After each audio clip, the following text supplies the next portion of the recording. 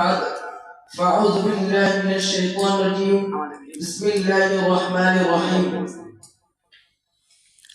আহমদিয়া তাহফিজুল কোরআন মাদ্রাসার কর্তৃক আয়োজিত আজকের এই সাপ্তাহিক সেমিনারে উপস্থিত সম্মানিত সভাপতি ও অতিথিবৃন্দ, আমার সামনে অভিষ্ট বাংলার প্রত্যন্ত অঞ্চল থেকে আগত একজাক ইলম পিপাসী ছাত্র কাফেলা, সকলকে জানাই আমার অন্তরের গভীর থেকে আন্তরিক শুভেচ্ছা ও মোবারকবাদ। আসসালামু আলাইকুম ওয়া রাহমাতুল্লাহি ওয়া বারাকাতুহু।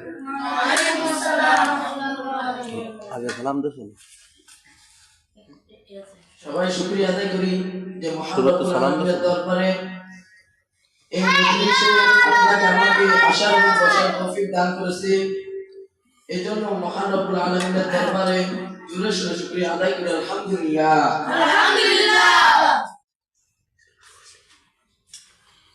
আল্লাহ পাক রব্বুল আলামিন কোরআন মাজিদে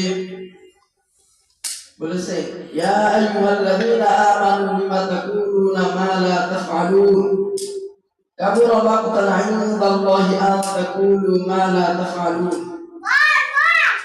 হে ঈমানদারগণ, তোমরা তা কেন বলো যা তোমরা করো না? তোমরা যা করো না তা বলা আল্লাহর নিকট বড়ই রাগের বিষয়।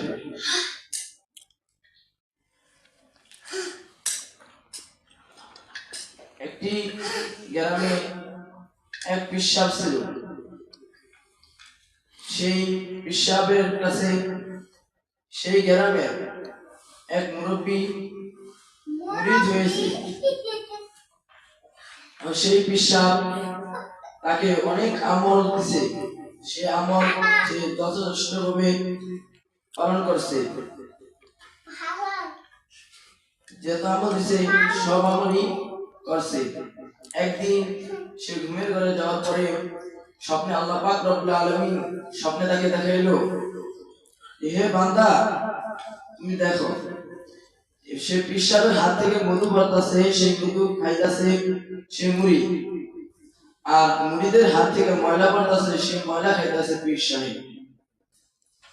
এটা বোঝানো হইল যে পীর সাহেব যত আমল দিছে সব আমল করছে মুড়িদের, আর পীর সাহেব আমল জানার পরও সে আমল করেনি। এই জন্য ভাই, আমল নিজে ঠিক করবো, অপর ভাইকে বলবো। যদি নিজে আমল না করতে পারি অপরকে বলে কোনো লাভ নেই, আগে নিজেরটা ঠিক করতে হবে। যদি আমার বাপে যদি দাড়ি চাচা থাকে, যদি অন্য মুসলিম